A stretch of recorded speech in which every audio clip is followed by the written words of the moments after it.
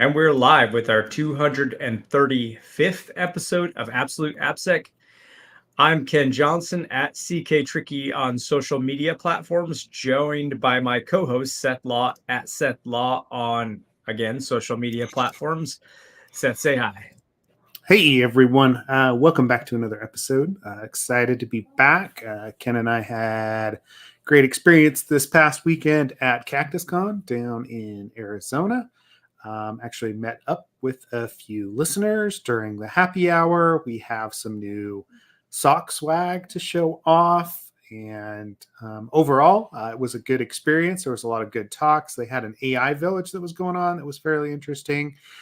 It's interesting to see what people are doing in, obviously, the AI space. It's been a big discussion topic. There you go. Ken's got the socks up, right? Even with the Crocs and Socks logo at the top. We gave away some Crocs as well. So if you were at the happy hour, Crocs and socks, baby. Sweet. As far as other announcements, this episode is sponsored by Impart Security. Impart was one of our co-sponsors for the happy hour. And yeah, I'd like to give a shout out to them. Did you know that 41% of organizations have recently experienced an API security incident? Despite this, API security continues to be deprioritized. Why? Reasons include security teams not having an easy way to take inventory of all their APIs, challenges involved with continuous API monitoring and testing, and lack of flexible firewall rules to enforce API security. With Impart Security's API security platform, security teams can finally have effective and pro-code-friendly runtime protection that helps to proactively analyze, mitigate, and respond to ongoing API threats.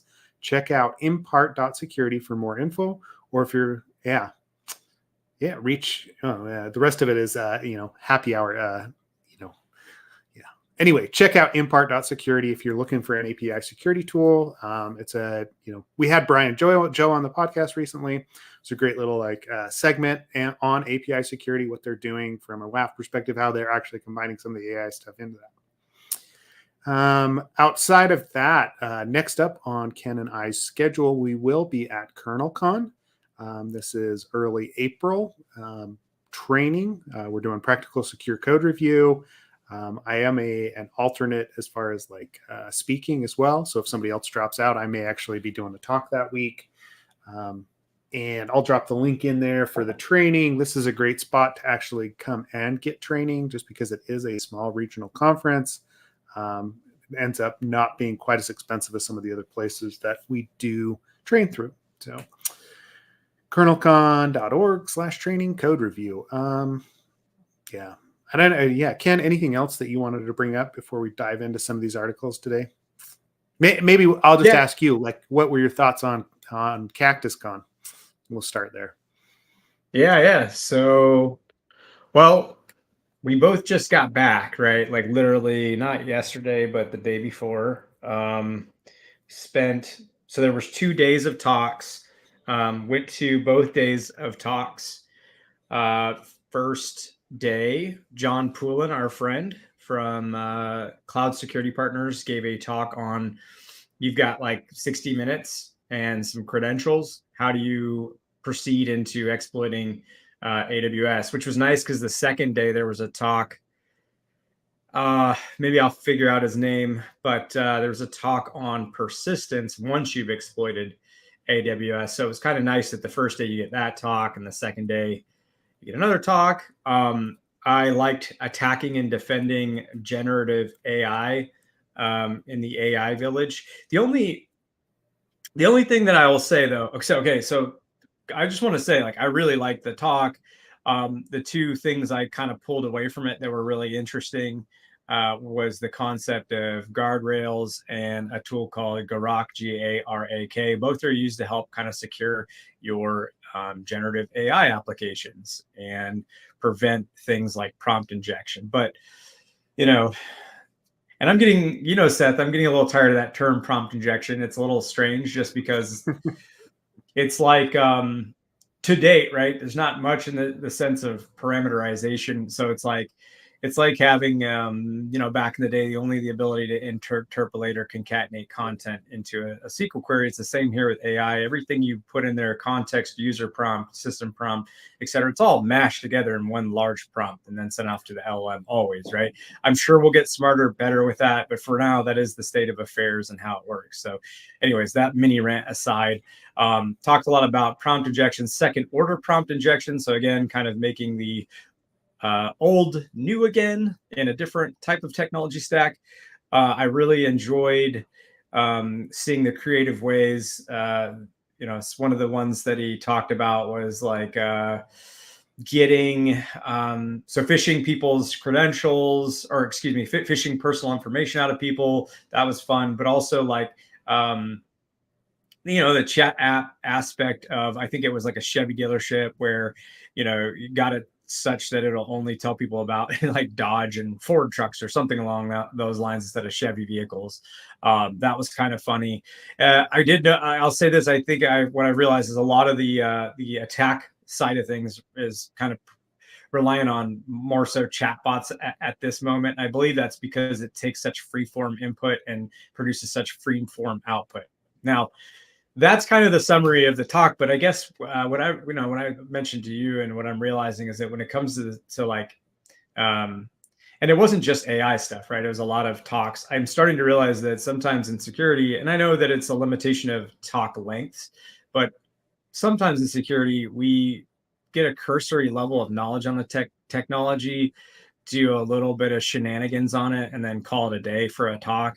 And that's not to say anything specific about the speakers at CactusCon or any specific talks there, but it's like if you're really heavy into a topic, sometimes these conferences are the ones that aren't DEF CON or Black Hat, right? People, I think it was you or someone else who was like, yeah, people save up all their great talks for those conferences. And I'm like, so what I'd like to say is I would love to see more of that spread throughout the year at other conferences and not just held on to those big ones. I know that's very idealistic. It's not realistic, but that'd be really cool because, I'd like to go deeper with some of these things than what we see. And I know, again, within the time limitations, there's some restrictions there. Yeah. So, yeah. And I think a part of that, right, like just from an overall organization perspective, right? Like, so speaking at Black Hat and DEF CON are one of those like kind of career defining things, right? Like everybody's like, hey, I'm going to do this research. I'm really going to dig into it. So I can speak at Black Hat and DEF CON. I can put that on my resume as a DEF CON speaker. Or like, I mean, let's be honest, you and I like training for DEF CON and Black Hat. That's a big thing. Like, it just spurs additional opportunities. And so like, I get it. I have seen quite a bit of, I mean, I think overall what you're saying is correct, right? Like most of the time when we go to these, the other conferences, it's like prepping or, right, like maybe they aren't as fine tuned as some of the larger conferences. That being said, like the good speakers are the ones that really do a deep dive no matter what it is, right? Like no matter where they're at. And I don't think we're ever going to get away from that because those are the premier conferences, right? Like it's in academia, you see a lot of the same thing, right? Like there'll be like smaller meetups or discussion groups or whatever it is, regional, but the big conferences is where they like present the full on paper, that they go really deep to actually, present that info. I mean, even, Portswigger and, I mean, we're going to talk about the top 10 web hacking techniques from, about albino wax and everything this year. But they do the same thing, right? Like, even the big names, that's what they focus on because that's where they get the biggest press. So, I mean, it's hard to dispute, right? But I think it is finding those nuggets, like the gems at each of the conferences where people are really doing that research and releasing it, as opposed to some of the craft and some of like the summaries that go on at those places. Right? That's all. I mean, for me with Chris Gates, we were doing years of rounds of talks everywhere. And what we do is we just go to like a CactusCon or somewhere like that, do those talks progressively. Like, so you start at meetups, go to these conferences, and then work up to the final version, the most polished version of your talk. Right. Mm-hmm. Having said that, it wasn't O days we were dropping on stuff. It was like just common, like when we did our DevOps series of talks for a few years. It was just taking the most common misconfigurations, research from using Shodan, stuff like that. It was a lot of content. I will say it was a lot of content in like a 50-minute talk. Oftentimes we struggle to even get everything in within 50 minutes. But anyways, I don't know. Like, I would say this: the first day talks were really, really good, and the second day, there's nothing against the second day talks; they were also good. It's just some of them were just being objective here. Some of them were just like a little too to me, and things I could have done in pretty short order time and figured out. But on the whole, I would say a lot of the talks were really good. Really enjoyed it. The badge hacking stuff was really fun. I've got that. Hold on, right here. Neat little badge hacking stuff that we did. Very cool. I think my battery might be dead, but it's cool. The theme was big hack tar. So it was very Orwellian themed. And so like the score on this interface would go, yeah, my battery's dead. Don't put a AA battery in here, even though it looks like a AA battery. Someone exploded theirs doing that. No, but anyways, Big Hacktar is essentially Big Brother, and they have new speak, right?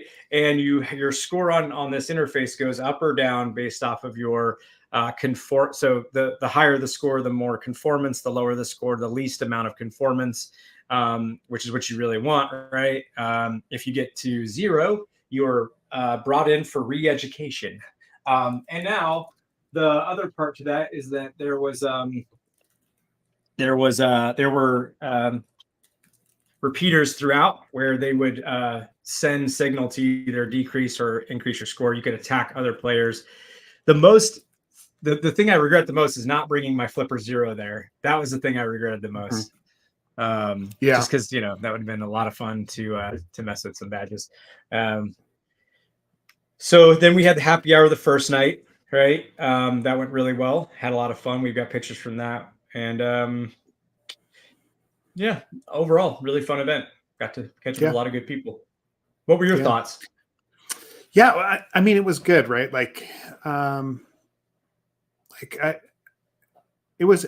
I wasn't necessarily expecting the AI village to be as kind of informative as it was, as it turned out to be, right? Like it wasn't something that was necessarily on my radar when we first went to it.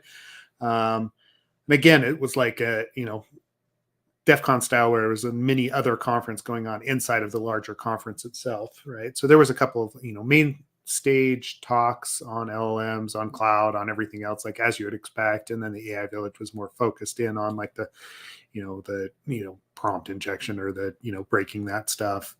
Let's see, what else did I like? In general, I think there's a good feel for that one at CactusCon. It doesn't dive as much again into the application security side of things. It is more of a generalist conference, but that's what you expect it to be. Good number of vendors, good number of people. And actually, I felt like there were more people from out of state, out of the region this time around. Like we met people from New York, we met people from, California, obviously. But it seems like they're coming from further afield for CactusCon than in previous events. I guess, they were close to like 1,800 in-person attendees this year, which is, didn't necessarily feel like it. It still felt like a pretty tight-knit community. So, I mean, kudos to Andrew and, Christina and their team, right? The team at CactusCon for putting on that event. As always, it is, it's kind of a labor of love if you've ever been involved in one of those regional conferences. It's not necessarily a moneymaker. So. Yeah, I think they walked away with like 30K, they said, and then they that just goes right into the next year's conference, like for putting deposits down. So it's like it is not a money making thing at all. Nope. Yeah, I was trying to think what else I was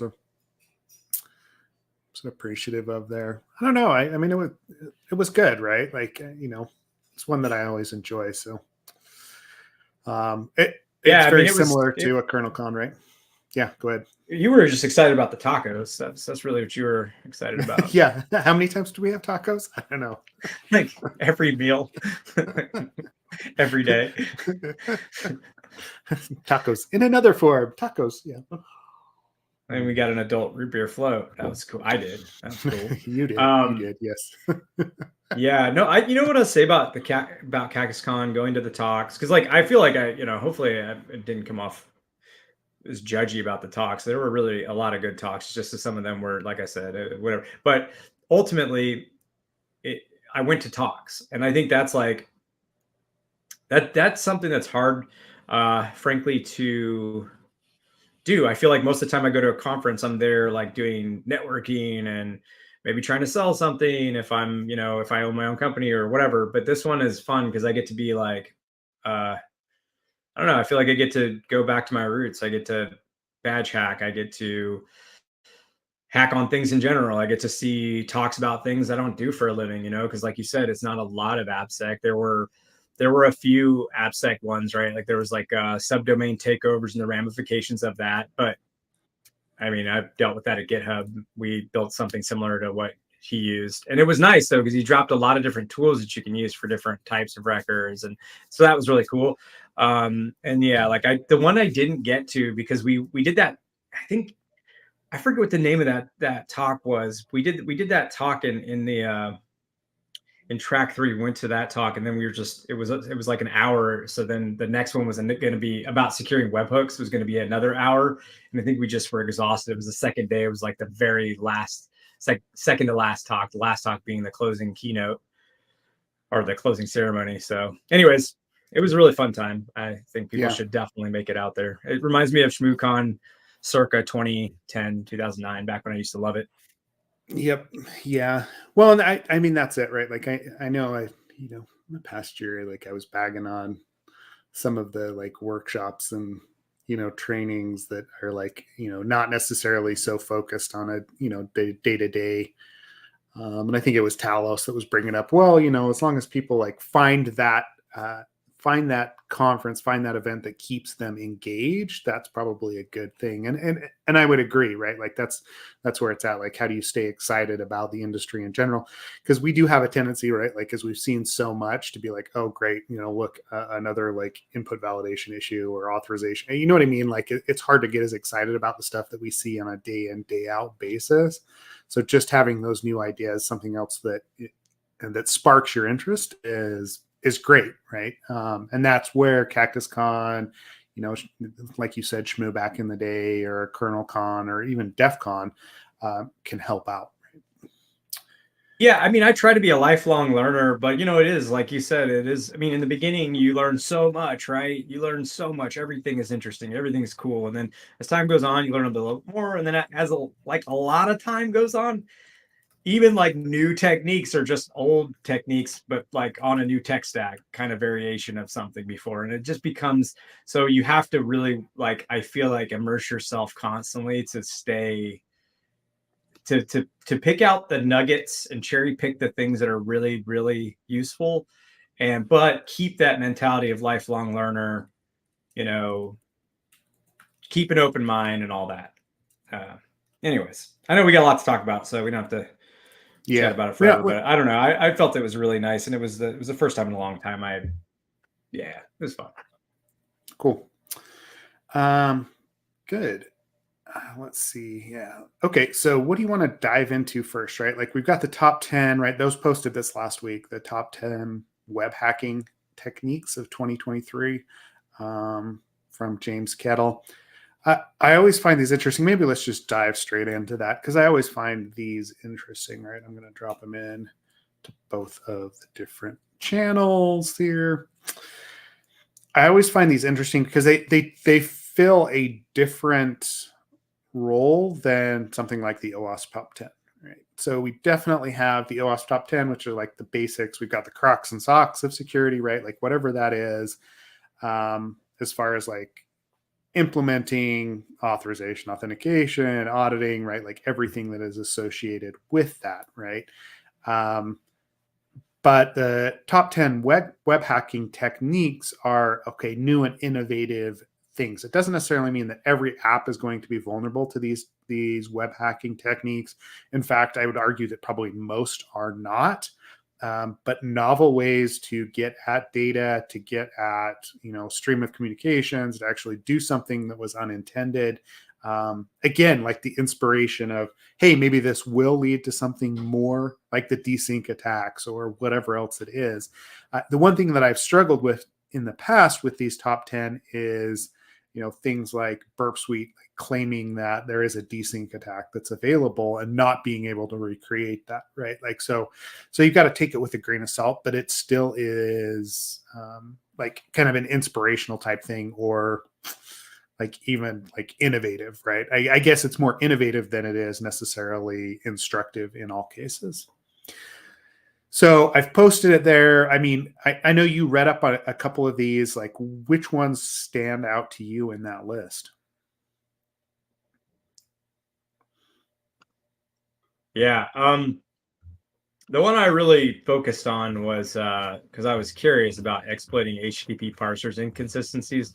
So, I kind of cherry picked that article as the one that I would read in depth, since I had many other materials to read through this morning. Yeah. So this one just interested me. I'm not saying it's more interesting than others. I just like the thought of it. So, I mean, I can run through it, but the basic gist is that, and I think like this is something, we've known about, not just HTTP parsing, but just like various libraries in general in various languages.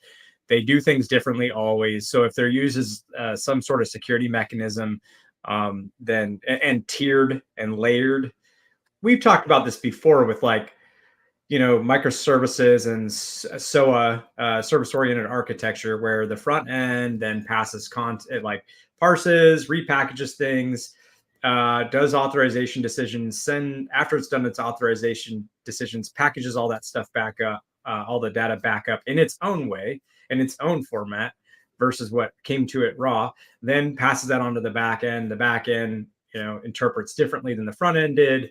Authorization stuff becomes all wonky and mismatched, and boom, you've got some authorization issues. So we've talked about that kind of idea here before. This is a version of that. So very simply, there's a trim function that gets used in a lot of languages pretty universally to remove excess characters, white spaces, stuff like that, right? What they noted was that Nginx is written in C, so it doesn't escape a lot of characters. And then each language that's put behind Nginx, so, a Node.js app, a Flask app, Spring Boot app, those are some of the examples they show. Those applications then themselves do some authorization differently. So, parsing differently. So in this example, they show putting Nginx in front of these different web applications, putting in some characters into the path name. Most of this centers around the path name. And if you go down to the Nginx config example, you'll see a deny all, right? Location /admin, location /admin /. And the idea is that Nginx is going to do authorization first. And then once it reaches this node app, there's no authorization done within the node app. I don't know how realistic that is. I'm sure that happens places. And I know with administrative interfaces, it probably is more common. I know you've seen that before, Seth. We've talked about it on the podcast. But essentially you're saying, well, don't worry about doing any authorization inside the Node app. So I don't know. But in any case, Nginx says, okay, well, I don't recognize any of those characters as something I need to strip, but it's not exactly matching /admin. It's /admin x09 or something like that. Okay, cool. I mean, that's not the /admin folder. So pass the request off to Node.js. Node.js runs a trim function, or actually maybe doesn't run a trim function. Following the trim logic, no, it ignores the character. Yeah, so it ignores. Oh, okay. So I'm guessing somewhere underneath the hood, like the web server of Node.js here, is parsing out the path name and removing those excess characters. So then when it repackages it, it says, oh, it's /admin, not /admin x09. You have the mismatch there, and then it returns an administrative response. The same thing is shown over and over again in different applications. And anyways, it was a fun read. I'd say, yeah, give it a read. It's pretty cool. Some of the ramifications of this are bypasses in logic, HTTP desync attacks, things of that nature. Yeah. Well, and I mean, to your point, right? Like this is one of those, like layering of technologies, right? Like the more complex that we make things, and WAF, I mean, technically this is a WAF bypass, right? Like, so you've got Nginx or, Cloudflare or, AWS or something like that, a WAF that's sitting in front of your application itself, and you're restricting access based on, the WAF rules that are in place. And this is where I've seen it in the past as well, is that the regular expressions, the way that the WAF implements those regular expressions is different than the way the backend actually does, right? And unless you've got the same, unless you match that up, there can be flaws and edge cases that exist within that. The thing that's interesting within this paper itself is the level of research that they've gone to, right? Like they've actually looked at all the different characters and what gets stripped out by the back end, like by Flask in this case, right? Okay, so it removes all these characters. Can I add any of those to this location URL and have it not match the denial rule that Nginx is putting in place? Yes, we can, right? So it's a matter of adding, like from a defense in depth perspective, from a, I've got an application, I'm running these technologies, right? Basically, you're just going to have to look and see what that actually is, what those different, what those characters are as they're coming in. You're going to have to build out or use Nginx and actually strip out those characters, change those characters in that place. I mean, the instance that I found a couple of years ago was actually URL encoded characters that weren't actually interpreted by the WAF before it was sent back, but they were interpreted as, normal characters by the server itself. And it's the same sort of mismatch. And so you've got to normalize things, right? It's an input validation flaw when it comes down to it. But the edge cases are where you're always going to get hit. That's where we find our best flaws from a security perspective or from an attacking perspective, assessment perspective. That's where we've got to be concerned from a defense perspective, a blue team perspective. But it is, you're right. It's pretty innovative. I love the fact that they've gone to the level of, hey, these are actually the characters that each of these different technologies are interpreting or stripping out with their trim function that Nginx is not, because of the way that Nginx is built, right? So Spring only has a couple of them, it's cool. It's interesting.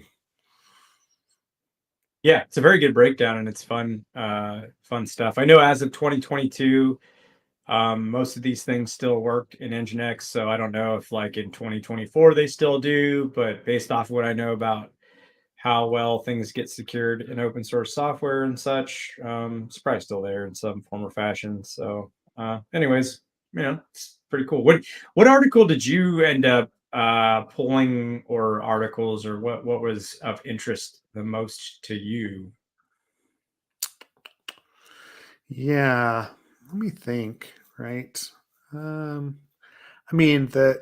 smashing the state machine stuff, I think we talked a little bit about that after DEF CON, because that's where James actually presented it, right? Mhm.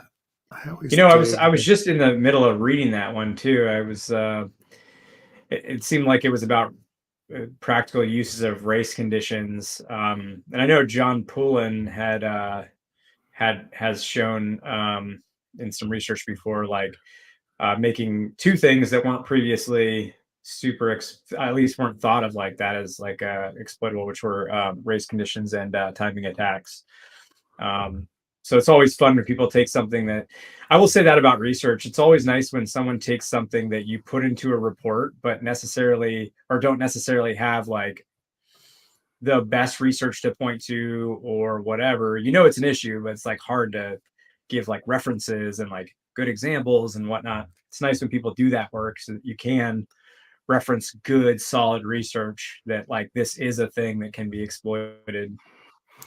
Yeah, one of the ones that I was starting to get into, and again, we're probably going to have to we'll do follow-ups on these, the interesting ones that we see, right, was the cookie crumbles one, web session integrity, follow-ups to CSRF on, oh, well, CSRF is no longer an issue, but when it comes down to it, yeah, it is, because we still struggle from a security perspective to implement the integrity checks properly, right? That's, and then let me post that one up there. Here's session fixation with a CSRF token, but a CSRF fixation kind of thing where you can replay, I assume. Yeah. Well, what is it? Token we question the effectiveness of these protections. Here, let me actually present that that page here really quick. This is just the abstract in and of itself, right? Like this is the one that I was starting to dig into. But yeah, like it says, we question the effectiveness of these protections and study the real world implications of cookie integrity issues, showing how security mechanisms previously considered robust can be bypassed, exposing web applications to session integrity attacks. So it's related to CSRF solutions like same site cookies. In general, like we have a tendency to be like, oh, there's a new solution for web session integrity. It fixes all of our issues without doing necessarily a deep dive into what's going on behind the scenes, right? Like we have a tendency to trust those newer solutions as they pop up. And this is one where they're digging into what's going on behind the scenes and actually saying, yeah, this isn't actually the panacea that we thought it was. And again, there are edge cases that you need to be thinking about to make sure that, you're not going to have the same CSRF issues or, cross origin issues that we've had in the past, right? Yeah. The cross browser evaluation of cookie integrity, results originating. Anyway, that's the one that I was digging into. I don't have a good hold on all of the issues that they've identified in it yet, right? Like I said, like we were at the conference, so I haven't necessarily done all my like readings up to it, into it up to this point. But this is one that I deal with, right? Like on a daily basis. Like we find like consistent. I know for years we've always been like JWTs are not cookies. Why are we re-implementing the wheel with JOTs, right? But I continually find issues with JOTs over and over in the assessments that I do. So I'm pretty sure that this is going to lead to a few more things that we add to our list of checks when we're doing assessments with the new same site tokens and other things that exist there. Yeah, I like how they call that like previously robust solutions. No Yeah. longer robust solutions. It's like, man, come on, this stinks. I mean, in a good way. Like, it's funny because like you give these recommendations out, they're good at the time, and then it's just it's just a moving target. It's like everything else in security. Yeah. Yep. It definitely is. Let me think. Let me see if there's anything else that's up there that I'd be calling out. Novel class of attack like that, hacking of Microsoft Teams. Okay, cool. That's Electron applications. There's a lot of those that are out there, right? If you're trying to I hate find bugs Teams in so Electron. bad. You hate I hate Teams? Yeah, I know. Microsoft Teams. I cannot. Like, there's rare that I say I hate something. I hate Microsoft Teams. I think it's a fucking joke of a product, to be quite honest. But anyways, sorry to anybody who's worked on it, loves it, secured it, and uses it day to day, but it stinks. Though I gotta say, Slack has been progressively being harder for me to use too. So it's not like that's been going super well for me either. Maybe it's just me. Maybe I'm the problem. But I've never. Anyways, it just makes me happy that someone messed up. Messed Teams. it. It just makes me happy. They're going to go after Slack next, right? Like, no, I don't know. Well, I'm sorry, Larry, that you are that is the case, that you are having to hopefully it's not too yeah, I don't know what else to say. Sorry. I live in Teams all day. Yeah, it's just I did not enjoy the interface. I had a lot of problems with it. It's just clunky, I felt, but in any case, yeah. Well, when I was at GitHub, they were talking about putting us on Teams, but they ended up just doing it for and it was after I left, I think, for video chat or something like that specifically. Yeah, it's showing a lot of Teams. I like it. Yeah. Well, I don't know. I think there were some issues when we looked at Discord too, since you're mentioning Slack versus Teams versus whatever else. And I think there were some issues with Discord. We looked at it for our use. But anyways, for now, Slack it is. Yeah, so we got some other articles to talk through. I don't know if you want to move on from this top 10 web hacking stuff, or if you want to stay Yeah, on. I mean, I think we'll circle back to it especially as we dig in further, right? Like, I'd like to do a wider, discussion on the web session security stuff once we've had more time to pull that apart. Um, and take that list with a grain of salt. Like I said, innovative techniques, like you can learn from it. There's also, like, I think they had 68 entries. Yes, that were dropped in there. So yes, this were the top 10, but there's going to be some other things that are in there that may be interesting to you personally that weren't as interesting to a wider audience, right? Like, DOM-based race conditions, right? Like things that might have that might be applicable to you and what you're looking at, right? So, I mean, I would look at the full nomination list if you haven't yet. Here, I'm going to drop that in there as well. I know it's in the article itself, but the full nomination list has other things that may or may not be useful to you. That's actually really helpful, yeah, to know about that full nomination list, because honestly, I didn't even pick up on that. Mm-hmm. So now I'm going to go check that out instead of just the top 10. That's cool. Yeah. Yep. Good hit There, that. yeah, there are good ones there. So, okay, cool. So you want to talk about hacking using LLMs? Is that We where we're can. going now? Well, I mean, yeah, sure. I was going to talk about the, yeah, so we have that one, and there's another article I want to get to, which is about the stats of the cybersecurity industry. So I'll do the LLM one first, but I definitely want to make sure we save time for that article. Okay. So the LLM one's just more of interesting research. Let me paste this in to chat. There is essentially what it is using generative LLMs generative AI LLMs. Damn it, that is all right. Give me a sec here for these links. Let me say the summary, and then I'll figure that out while I get Seth's take. So, summary. Some researchers, I think it was like 4 different researchers, they used GPT-4, GPT 3.5, Llama 2 70B, Llama 2 34B, and this is important because 34B is supposed to have like mostly parity with 3.5 GPT, whereas 70B is supposed to be more on par with. It's not quite, but it's supposed to be more on par with GPT-4. Obviously, GPT-4 right now is the most powerful one out there. Everybody pretty much knows that. But the research was asked, sort of a question like, can we use LLMs to hack websites? And it turns out for about $9.81 a run, yes, or for a hacked website, yes. Now I should say they tried. So most of this testing was done. There were 50 older sites, right? Ones that were probably vulnerable. They went and they tested their technology on those after they had ran through their lab, because most of their testing was done through like vulnerable web apps, right? Purposefully vulnerable ones. Mm-hmm. They tried this in the live world, real world, against about 50 apps, if I read that right. One popped as having a vulnerability, but they couldn't reach out. They couldn't reach anybody on the at the company, let alone security team. So they just omitted the name of the website from their research. Good call. You don't want to overshadow this good research with that kind of spicy stuff.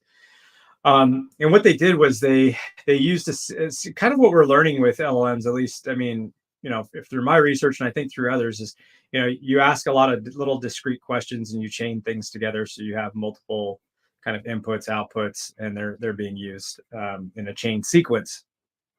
And now there's this concept with LLMs called agents, and agents allow you to have your LLM do things. It's essentially allowing your LLM to invoke a function which can do many things, right? In this case, it can send requests to a website, and through several prompts and discrete tasks, without prior knowledge of what vulnerabilities it needed to attack, the LLMs did a pretty good job of actually not only detecting vulnerabilities in live running dynamically tested websites, but also exploiting multi-order things like using blind SQL injection techniques to extract the database schema and database contents, just as an example.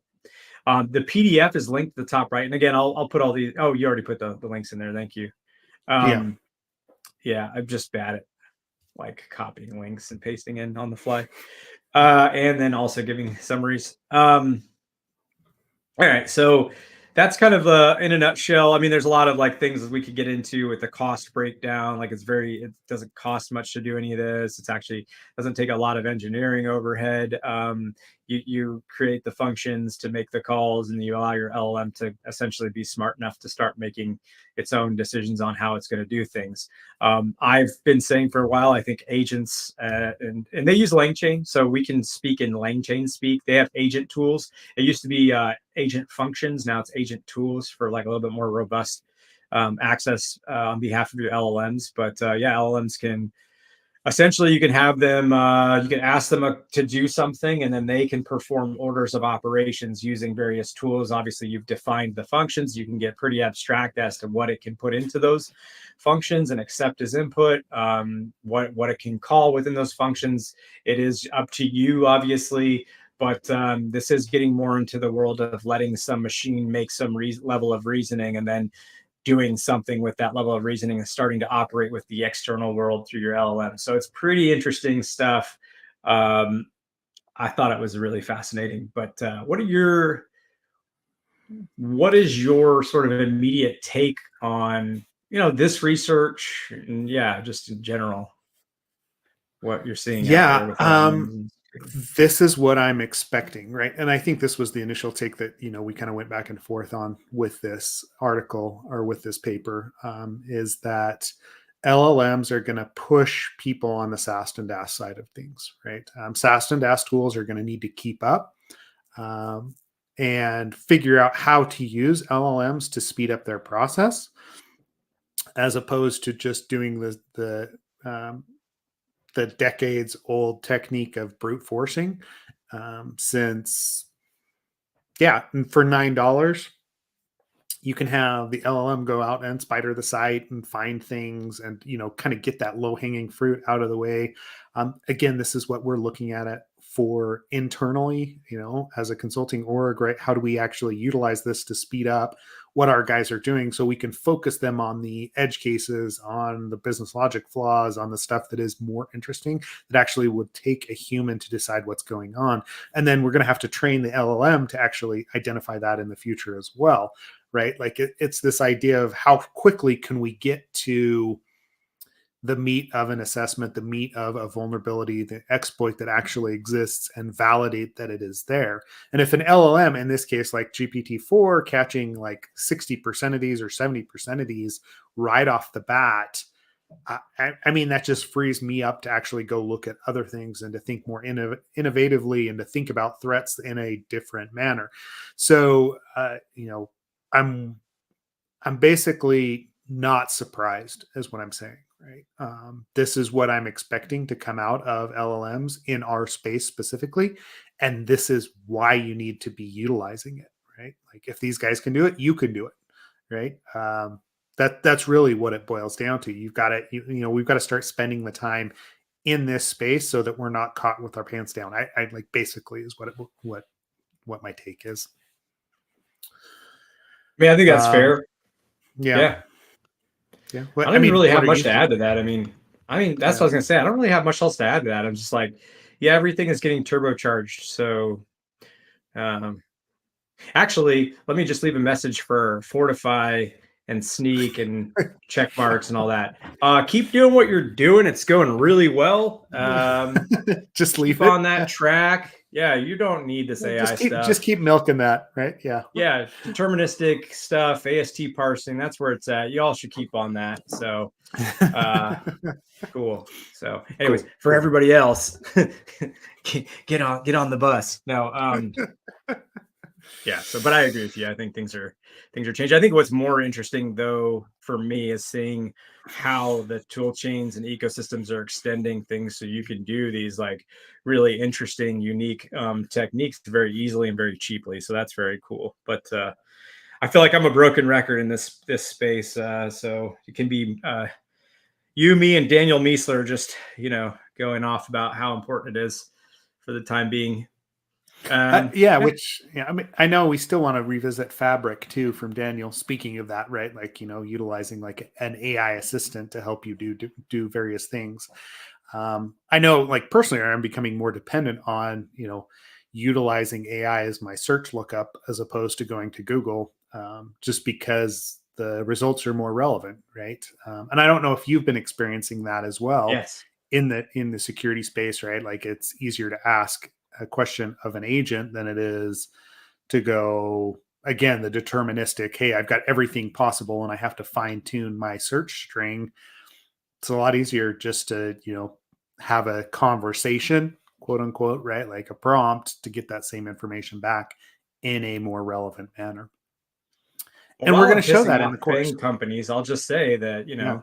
Google search has been getting really, really good. It's just getting better and better, just really loving those results. I mean, honestly, most of the time I'm like, stop showing me useful information, show me more ads. So, thank you, Google. And no, jokes aside, yeah, ChatGPT has become my Google in a lot of cases. And you're right. I mean, it's just much easier to get succinct results, sort of distilled down from many sources. Hmm.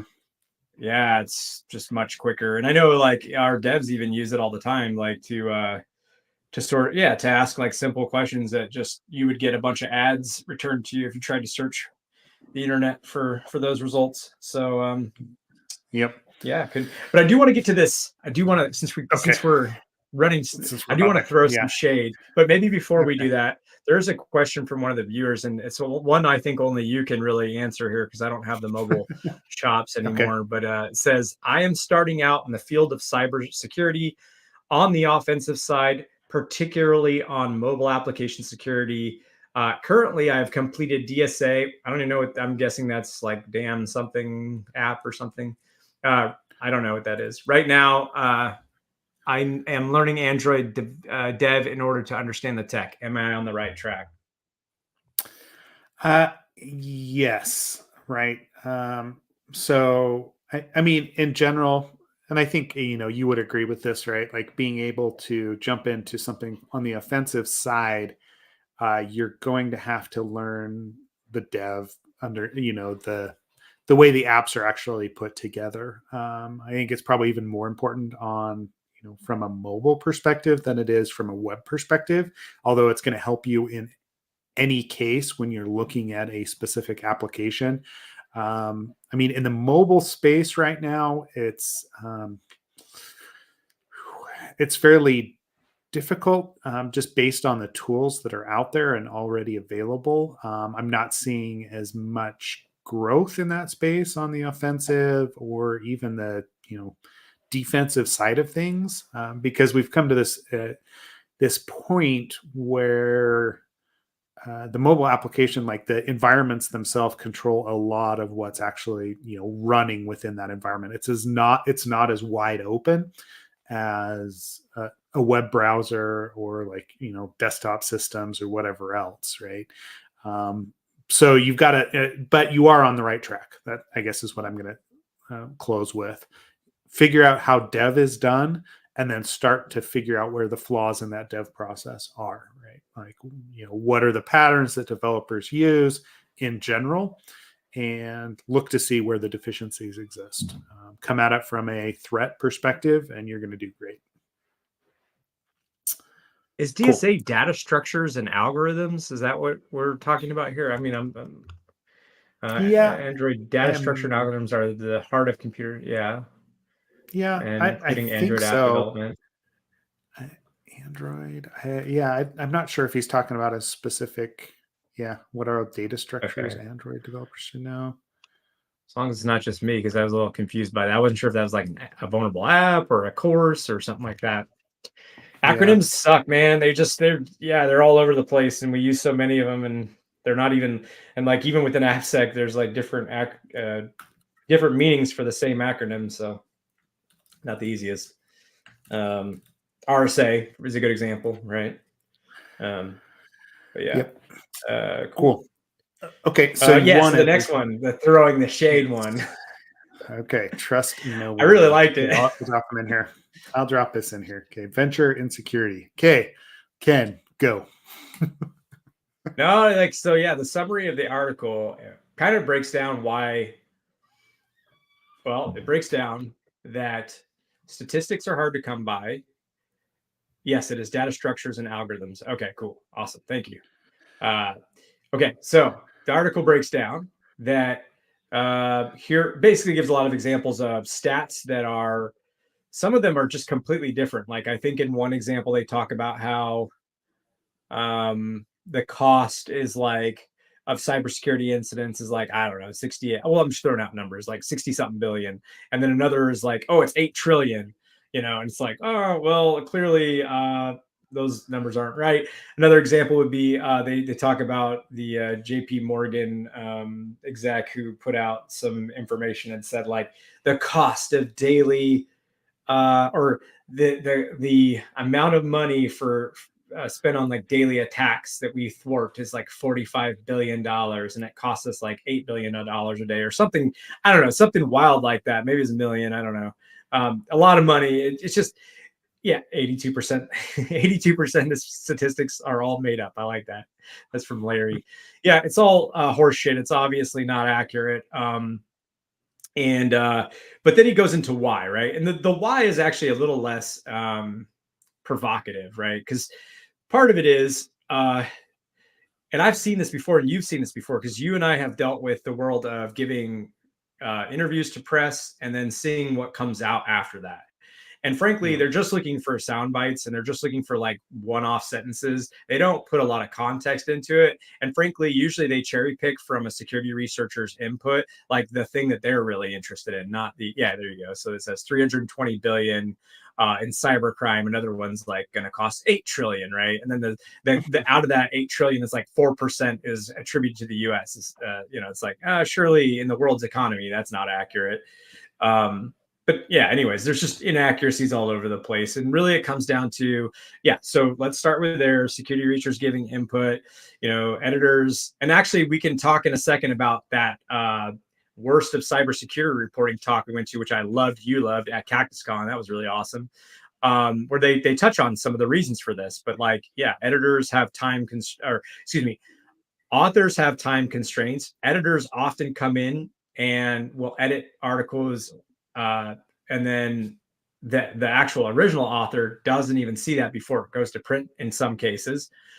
So that's the security researchers input. From executives, it's more of kind of blindly going with what they were provided and misunderstanding sort of so in some cases, I think there were 2 cases they pointed to at least that I could think of where they were theoretical attacks, like the toothbrush one we all joked about on Twitter and other social media platforms, where they're like, oh, we blame toothbrushes for this DDoS attack, and all these things, like, and so they're theoretical attacks. They're like they're on a game board essentially, right? It's not real, but there's misinterpretation, not purposefully on the part of authors. So just maybe some ignorance of, and not maybe in all cases great vetting. So that's on the one hand, and the other places that they we collect information from are things like think tanks, VCs, who obviously have their theses on what's going to be the thing, and information skewed towards that thing. Just a whole host of various and then they talk about one thing we've always struggled with is when to take sponsorship, when not to. We've largely opted to pretty much until Impart Security, we really didn't take any sponsorship from anybody. I mean, we were offered from some pretty nice big companies early on, and basically said no. And the reason is that there is always that little bit of friction between like he mentioned some authors that are pretty good at putting in their newsletters sponsorship, but doing it in a way that it doesn't like necessarily affect the merit of the content. But at the end of the day, there is always that sort of like, well, are you going to go and talk bad or like give a negative opinion or a real cynical view of something if you are being sponsored by them? So talks a little bit about that friction, but largely it's not a huge deal, I think. And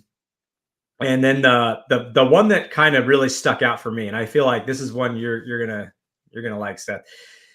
Not necessarily the very large organizations that are supposed to evaluate tooling and all of that, right? But for sure, the smaller ones, the ones where they can get away with it, are influenced because they're catering to both sellers and to buyers. So they're taking money from both sides, and that's where things get pretty hinky. So, all right, that's my full rundown of the article. I thought it was basically a nice, provable way to show why our stats are all over the place and give some hypotheticals on or at least some ideas of why that might be with some concrete evidence behind it. So, having said a lot of words, Seth, about this article and your experience with statistics, with information, with unbiased reporting, Unbiased reporting. Where would you say, what do you believe? What's your experiences? What are your thoughts? Yeah, I mean, the number of stats that are made up, right? The number of, I don't know, I feel like you and I comb through quite a few articles in the course of a year as we're looking at stuff to talk about on the podcast. And you mentioned the talk at Cactus Con. Like, we should probably start doing our own yearly poor reporting in application security or whatever it is, right? Like, whatever we want to call it. That a lot of the articles and a lot of things that get spun up is, and you and I have mentioned this in the past, it is focused on very small pieces or very cherry picked items out of research in order to bring in either the views, either to bring in the articles. And I mean, it's the same thing that a lot of this independent analysis actually does. The large firms will spit something out. Smaller firms pick it up and they want to draw people eyes onto their page for, ad revenue or what have you. And so they pick out the one inflammatory title, article, whatever, or piece of information in order to drive that traffic. That seems to be the general flow. And you've always got to take everything with a grain of salt, right? That's kind of what it runs into. And so, again, right? This is not surprising to me that it's this bad, because we see it, right? Even from a breach data, the DOS articles, most of what we look at. Yeah, he talks about independent bloggers. Yeah, as I'm looking through here, data aggregators, right? Where everything's coming from, media companies. Man, there's a lot to this. I need to read through it all, right? As far as what's going on. Yeah, myths and lies in InfoSec. Yeah. I guess my takeaway is you've just got to take it with a grain of salt and then actually read the research and be fairly critical of what it is that's going into it and what they're actually claiming to see whether or not it adds up, right? As far as a numbers perspective, right? Are they just taking the top line? 3.4 million jobs in cybersecurity. Where is that actually coming from? If they've done their due diligence, from a stats perspective, my son's at school, but I should pull him in here, right?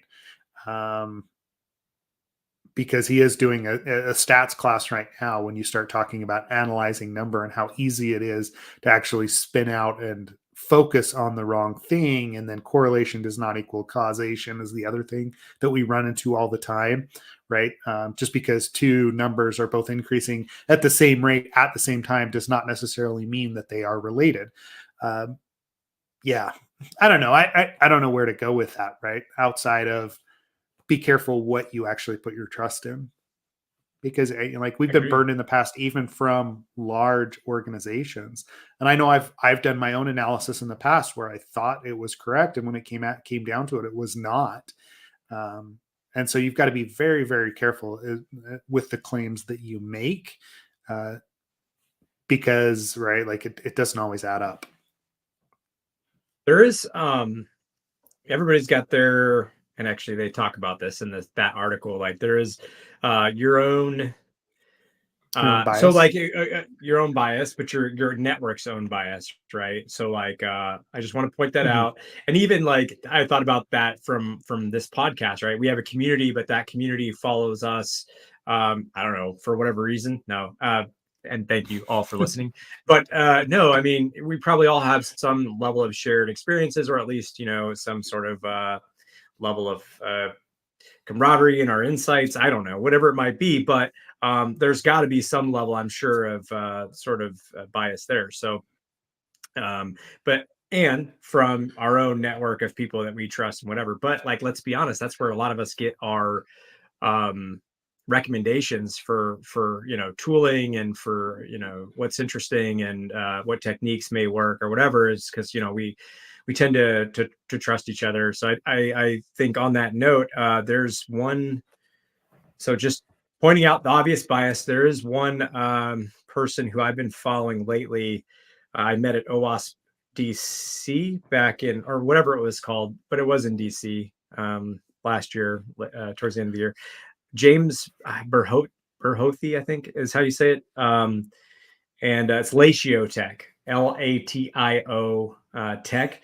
What's nice is his whole goal is to, because not everybody has access to a lot of different tools, and so they can't necessarily just pull those in and do a review of it, and because not everybody has the ability to see or the time to see how all the various tools stack up, but also to sort of like have the time to see the new stuff that's coming out that may not be even discussed in those existing channels, that you see stuff put out in, like channels that are biased to buyers and sellers.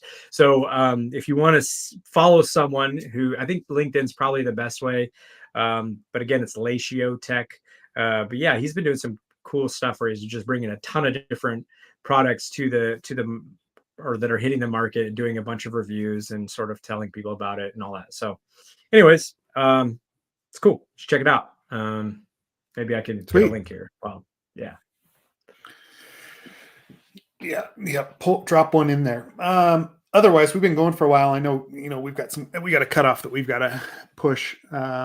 So, to wrap things up, take it all with a grain of salt, dig into LLMs, and check out the top 10 web hacking techniques from 2023, because there's a lot there to actually expand your own knowledge base. Yeah, and then find us on social media or join our Slack. Love to chat further there, especially about these items. It's there's a lot that comes into that Slack channel nowadays. Like I think even you and I have a hard time keeping up with as busy as we are with everything that's going on. But there's a lot of great people that are in there. Yeah, I was laughing because speaking of busy, like I know we gotta get going, but it's kind of funny because like this last Thursday when I was flying out to Phoenix for the conference, I realized like I was there exactly 1 week ago, like to the minute at the same spot in the airport, exactly 1 week later. Like I'm like, oh my gosh, I think I'm traveling again. It's that time of year, so it's all starting back up. Yep. Anyways, cool, man. Sweet. Good call. Well, thanks everybody for joining today and interacting, listening. Let us know what else you find. We'll be back next week. And yeah, otherwise, enjoy it. And we'll talk to you all then. Ciao.